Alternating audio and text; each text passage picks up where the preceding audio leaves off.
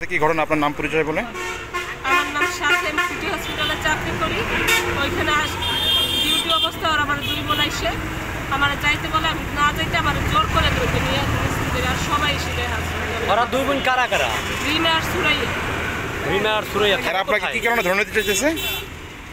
ওরা বলতেছে তুই নিচে আয়, তোরে মারবো, তোর জন্য লোক দাঁড়াই রয়েছে নিচে আয়, তোর সানের পার নিয়ে যাবো। ওদের সাথে কি আপনার সাথে কোনো পারিবারিক কোনো দ্বন্দ্ব আছে?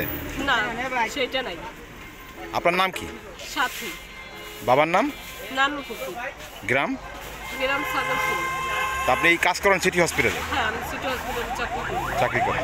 এখন কি তারা কি অপহরণ করতে আসছিল না কি কারণে আসছিল? হ্যাঁ, অপহরণ করতে ওরা আসছে।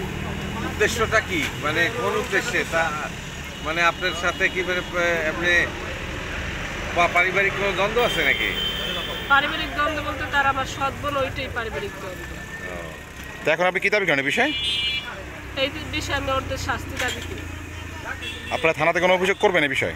হ্যাঁ, করবো। ধন্যবাদ আপনাকে।